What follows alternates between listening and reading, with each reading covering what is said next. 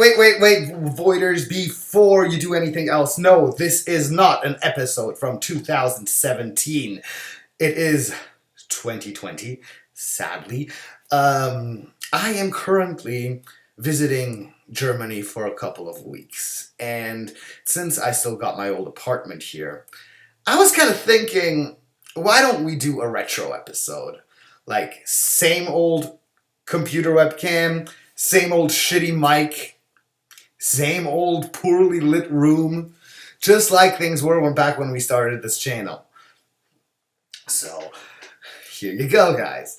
I haven't gotten around to doing a full episode in 8 months now, because when COVID hit, I had to leave LA, and with that, leave my entire equipment behind. And without all my equipment being there, I have a lot of problems making a full episode happen. But I'm not going to let that stop me and work with the minimum we have here. So here you guys go. We're doing a retro episode. And before I get it back into my old groove and do a good deep dive into one single movie, I was thinking we do something I've never done before, and I've actually been planning to do for quite some time, which is ranking a franchise. But in what better way to start this off than by not taking a look at one of my absolute favorite horror franchises of all time.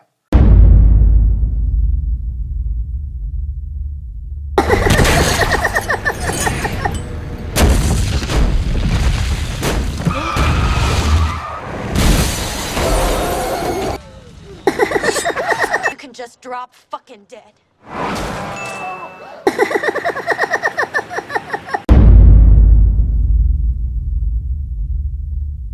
Hello and welcome to the Movie Void, where we review whatever the fuck we feel like reviewing. God damn it felt good saying that again. Fuck yeah! That was beautiful. So, today we are taking a look at one of my favorite franchises ever, Final Destination. So back in the mid-90s, Scream had just kind of revolutionized the slasher genre. And by the end of the 90s, things were getting a little tiresome with it again. Found footage was on the rise with Blair Witch having made its mark. And right about around the corner, we were right about to get those torture movies like Hostel and Saw. And sort of the slasher genre had just was kind of been put back into a corner until the year 2000 arrived, and a little film called Final Destination had finally made its mark on the world. It was like a slasher, but the killer was invisible, because the killer was the one and only death. And you know, the golden rule, you cannot cheat death. Death doesn't like to be cheated. Excuse me? What's that supposed to mean? And this is like really one of the few franchises where not a single one of the movies sucked. They were low points, but none of them were actually bad. With each new installment of Final Destination, we were getting more rules in the mythology of its own world. We were getting more convoluted deaths, more spectacular stories, more spectacular visions of what was going to happen. It seems like there was no end in sight in like how good these movies can get. And I tell you, there still isn't. I bet my ass that we're still going to get a Final Destination 6 in some time in the near future. For sure. And in all of this, always being fresh and always being new, and at the same time, traumatizing millions and millions of people, including myself. Every time I go on a roller coaster, I think of this.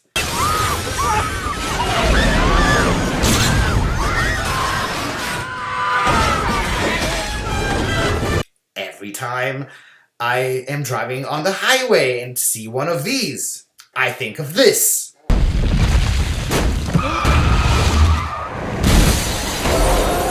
Every time I see the number 180 anywhere, I'm like, oh my fucking god, I'm going to die!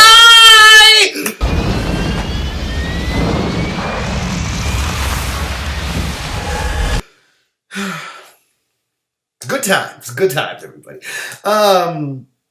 So, without wasting too much time and rambling on and on and on about how much I love the franchise, let's get on and rank these bitches. Number 5. would go to Final Destination 4.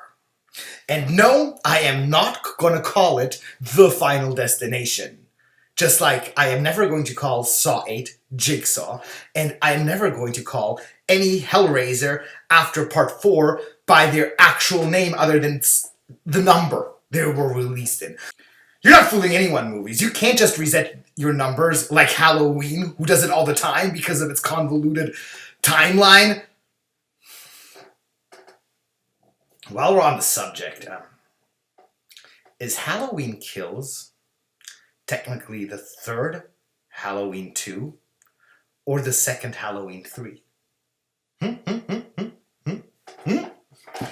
Anyway, Final Destination 4 came from the same writer who brought us The Butterfly Effect and Final Destination 2.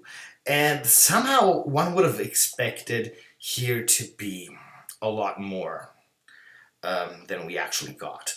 Don't get me wrong, it's definitely not a bad movie, per se, like not at all, but it's by far the worst Final Destination entry. Even like, it feels very rushed, because Final Destination 4 came out in 2009, which was a time when everybody was going for the 3D look. We had Saw coming out with 3D shit, we had the Piranha movies kicking ass with their 3D look. Everybody was wanting to go with 3D, and it kind of felt like the script was very rushed, and the kills weren't very thought out. The CGI, it looked horrible in this one.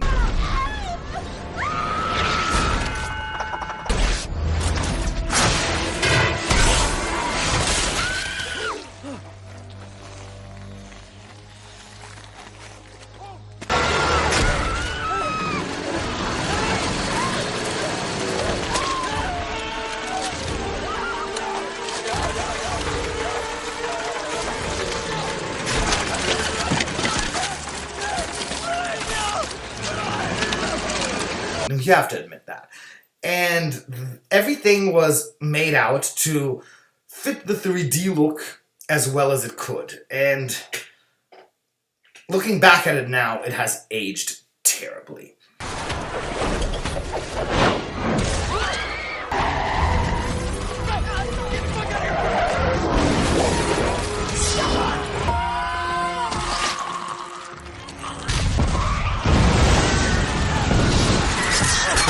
Granted, there are some pretty fabulous kills in this, like the swimming pool scene is still one of my favorite kills in the entire franchise, definitely. We also got that nail salon scene, which was like so filled with tension, but generally these kills weren't even spectacular at all, really. What else annoyed me is that they literally just reprised the truck kill from Final Destination 1. And if you want to waste your life beating the shit out of Alex every time you see him, then you can just drop fucking dead. Deja vu. My wife said that deja vu is like God's way.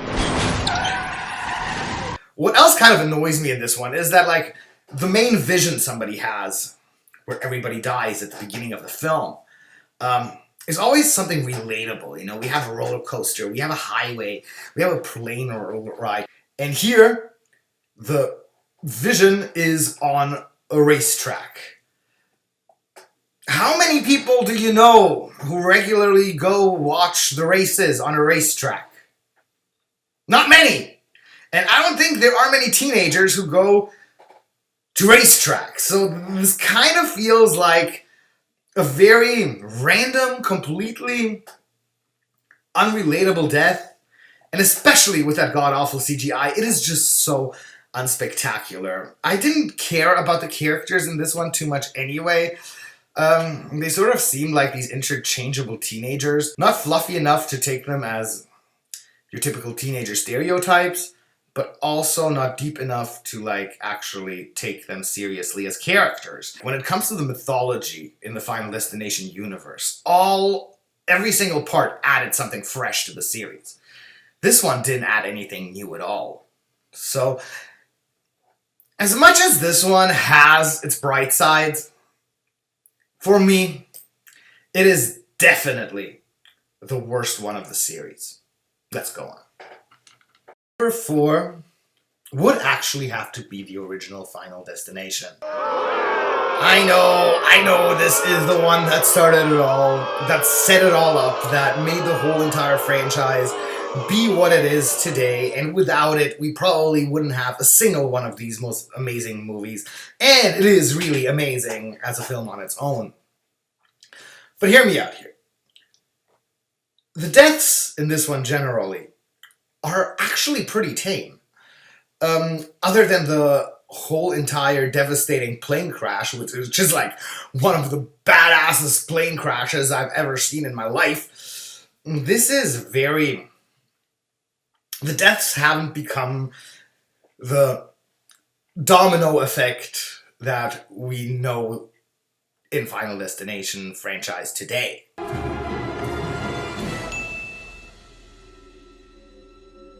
You can just drop fucking dead.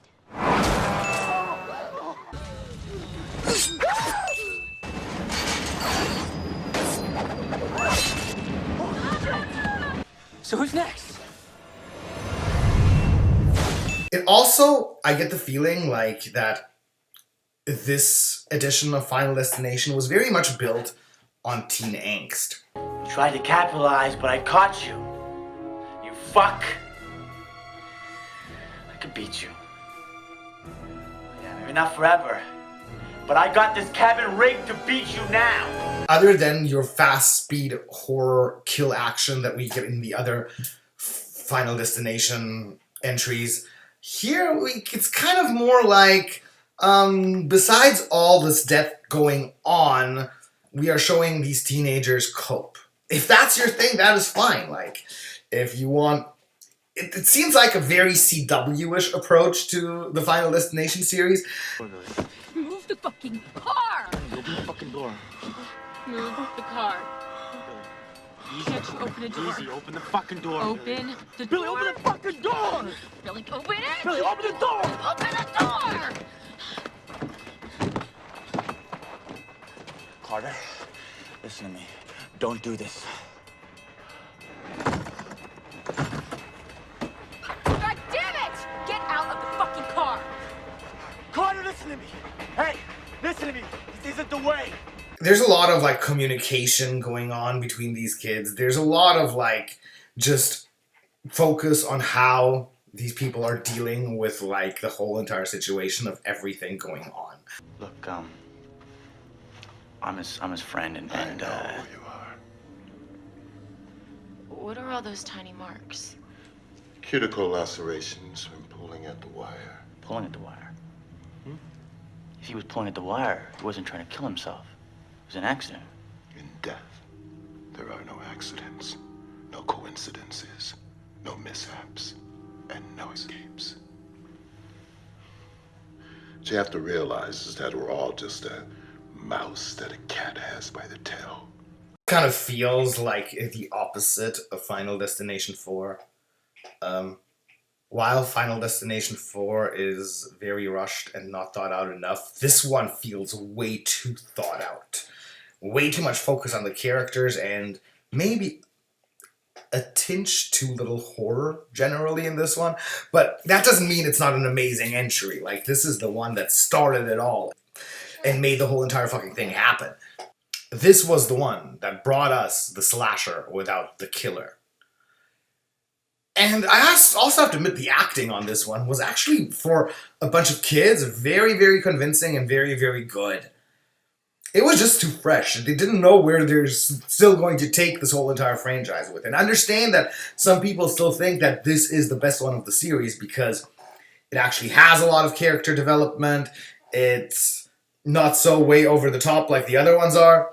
But for me, I like the additional concept that happened with the Final Destination movies. They were supposed to be our gory little you can't cheat death messes, and that is what I appreciate them the most. So I get it if this is like your favorite one, but for me, it's all right, but it's definitely not the best one. And picking between the next three is fucking hard because I truly love these three. Like, oh my god, my heart. Number 3 is going to be Final Destination 5. This one has so many beautiful, spectacular deaths. The gym scene.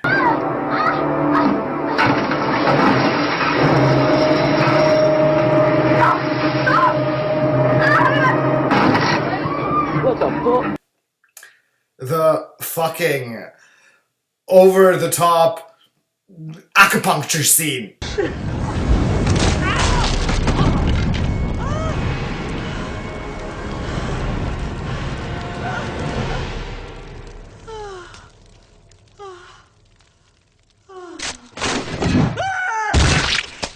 Vision that sets up the whole entire kill scenario is incredible. You would not think that one can die so many gruesome deaths on a fucking bridge.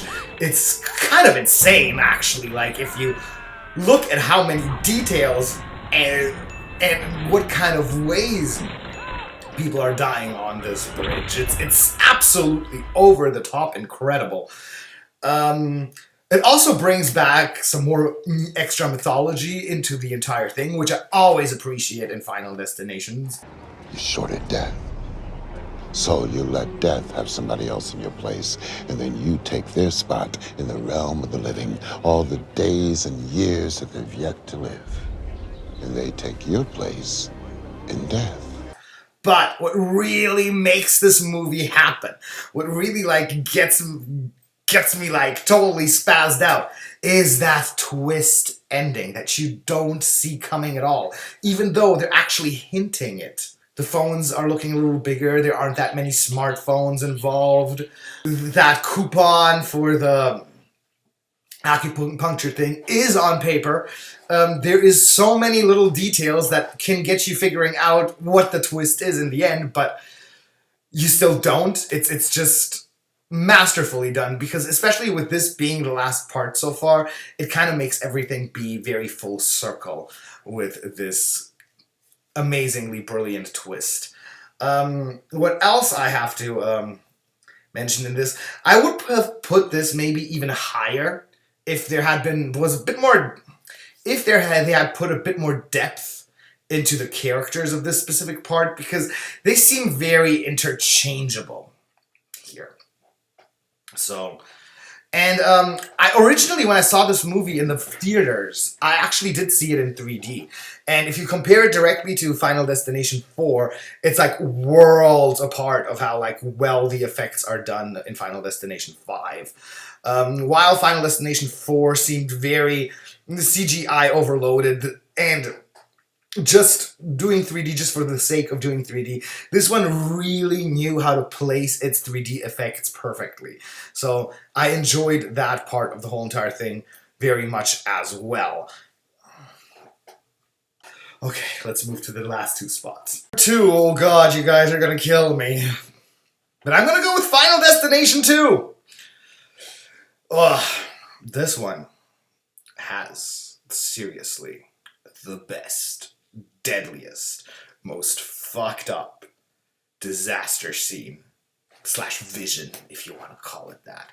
That car pileup. Okay, I know it's a little done with all these explosions. You can imagine, the way things look like, it's almost like every single car that is in this car crash has like 2 kilos of TNT strapped to it or something like that. The explosions are just that massive. But see, this one, it's the most relatable. Who hasn't been on a fucking highway? Who hasn't seen some kind of a disaster situation while driving on a highway and thinking, oh fuck, that could have been me? And just seeing that pileup and just imagining yourself in that situation, Jesus H Christ, like, holy shit, this is nightmare fuel. Like, I don't know how many people have been traumatized by this, but me for example, like every time I see a truck carrying a bunch of logs in front of me, I have to switch lanes. I can't do it. I can't drive behind a truck full of logs. It just gives me the biggest fucking anxiety on the fucking planet. And this is like why I love this disaster scene. It is just absolutely relatable. What else I really enjoy about this is the part where they actually like got their groove in how to perform the perfect Final Destination death scenes. Remember that guy in the kitchen who won the lottery and goes through all this convoluted shit trying to escape death, and just when you think he made it, bam, he's gone. Ugh, there's just like a lot in this I really enjoy. The characters are done very well. Like, I feel there's enough depth to it, but not so much depth that you're not having fun with the movie. The pacing is actually like almost perfect. Literally, like, I wouldn't change a thing about the pacing here. Some of the most creative deaths in the entire franchise are featured in this one. And they really blast it on the mythology of this certain Final Destination part. Because this is the one where the rules are... The general rules that will continue throughout the entire franchise are actually generally established. It's kind of a lot to take in at first and can feel a little confusing at first watch, but like give it a second or third watch, it'll make complete perfect sense. Kim basically gets a general rundown of the rules, but also puts a new thought in Clear's mind. When she mentions that her friends died first in reality rather than last, as in her premonition, Kim leaves with the gift of more worthless wisdom. So what am I supposed to do? Watch out for the signs. Yeah, he gives them a new rule about how the introduction of new life forces death to start over. All they have to do is To follow the signs. Especially that ending. There's this complete evil little twist there. Well, Brian was almost hit by that news van that day in the field, and your friend Rory, he pulled him back at the last second. Saved his life. You never told me that, Peter. Boy, that was lucky.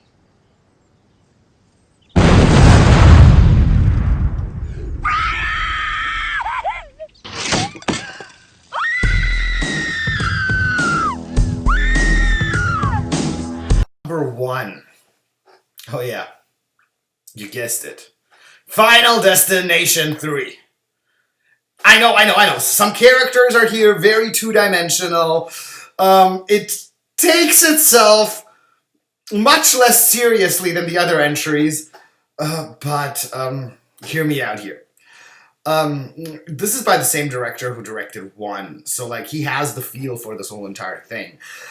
Keeping up with the rules that were already established in part 2, adding some of the mythology into the thing with those little pictures that you can like see what kind of death is awaiting your characters in the photographs that were taken is a brilliant idea and a brilliant concept that really made this movie flow and thrive. I know, as I said before, the characters are a bit two-dimensional, but that is kind of the charm of the whole entire thing. You really don't need to be introduced to them. You know who is who. You know that those chicks are those college bitches. You know that emo couple, that they're like the nerdy ones, the nerdy goths. It's got all the fun things from like one of those high school slashers that you'd expect, but also takes it to that really, really dark, you can't cheat death level. And this is, I think, the one that I really saw the most, that I'm most familiar with. I actually adore the kill scenes in this one. And here's a little secret. I don't know if most of you guys know this, but if you get a special edition of the Blu-ray or the DVD, there is an option where you can choose what the characters in this movie do. You got that right. And this was way before Black Mirror. This was like way before Black Mirror or Kimmy Schmidt invented that concept where you can choose what your characters will do in the movie you're watching. This movie happened literally 14 years ago. They were like 10 years had this find your own fate movie concept going before even like Black Mirror thought it up. That's how ahead of its time this movie was. And each time you select a different decision, you get a different kill. Hey! Pull up, man! Come on, pull up!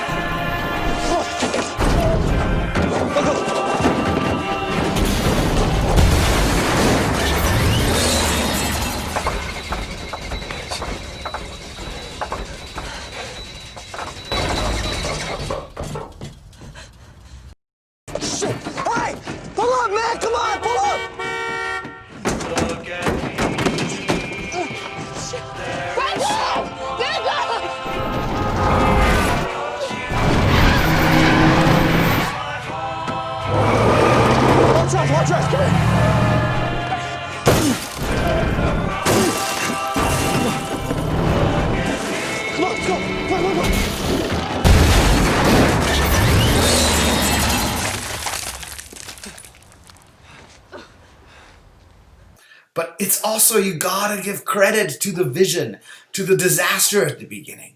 Choosing a roller coaster in a theme park is maybe like one of the most sadistic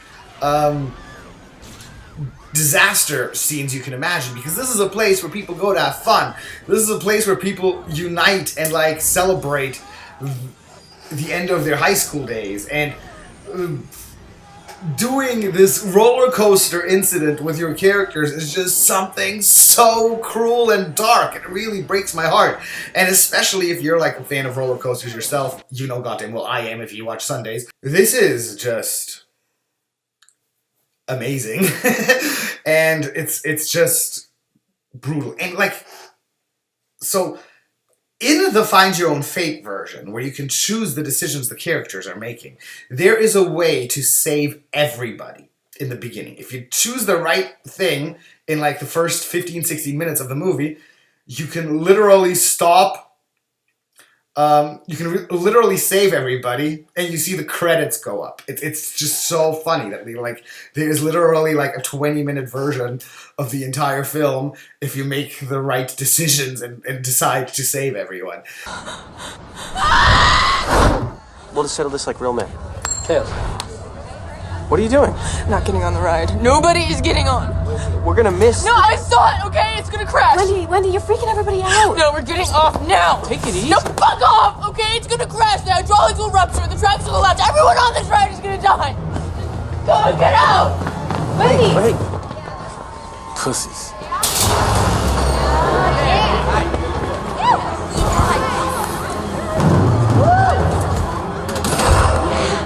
Here you go.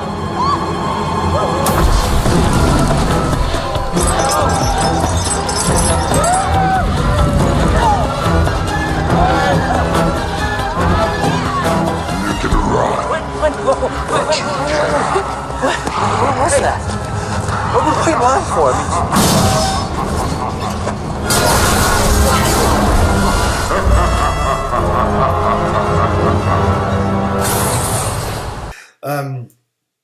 So like, I really recommend you guys check Final Destination 3 out with that choose your own adventure element. Like, get the Blu-ray or get the DVD in its special version. It is really worth it. It makes the whole entire concept of watching Final Destination a bit more fun and a bit more spectacular. So, I guess this is what we got so far with our Final Destination films. We're still waiting for Final Destination 6 to appear. It's been literally 9 years since Final Destination 5. Like about 6 years ago, somebody made a very spectacular fan-made trailer of Final Destination taking place in the medieval ages, and I thought that would have been just such a brilliant concept. Like, taking the whole entire thing and make it happen like somewhere in 1453 or something, and just... You could go all these places. You can make people get accused that they were witches for having the disaster vision. Even how the disaster vision would take place. You'd have like a whole entire new universe and a time realm you can like really take advantage of. And I just think like a medieval Final Destination 6 would have been a blast. Sadly, this idea was presented to the studios, but it was rejected because they had other plans with the franchise. Fuck knows what, but I sure would have loved to see a Final Destination 6 taking place in the medieval ages. But so what is actually happening with Final Destination 6? There's been a lot of silence around the topic, but guys, if you look it up on IMDb, we can see that Final Destination 6 is actually in development as we speak. So give it a year or two, I'm sure that they're going to bring it back. It even says the plot is unknown, but it is in development, it seems. It's not like in pre-production, it's actually in development. They're doing something. So I really can't wait for them to revive this franchise because it's really one of my favorites. It revives the slasher genre and actually puts such a new spin on things that it almost like lives in a genre of its own. So like, please keep these movies coming because My little horror heart will always love these two pieces. So, Voiders, this brings us to the end of our little Final Destination ranking and recap. I hope I put you guys in the mood to rewatch these movies again, because God knows I sure will, for fuck's sake. These movies are just so much fun. I can, highly recommend these. And I hope you enjoyed our little trip down memory lane in how life used to be back in 2017. The next Movie Void episode is probably going to be coming from Canada. We're going to be going to the TIFF, and it's going to be a festival episode. We haven't had one of those in 2 years, I think, so that's kind of going to be exciting. And I can't wait back to get to LA, where there's already 2 reviews waiting for me on the computer and release those. There's one on the Fanatic even. There's some good stuff coming, and I'm glad I actually managed to make a full episode again. And I promise you guys won't have to wait another 8 months to get one. So, my fellow Voiders, this was the Movie Void. You will see me when you see me. And remember, you can't cheat death.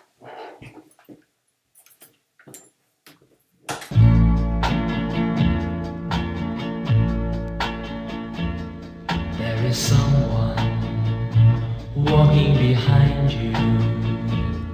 Turn around, look at me. There is someone watching your footsteps.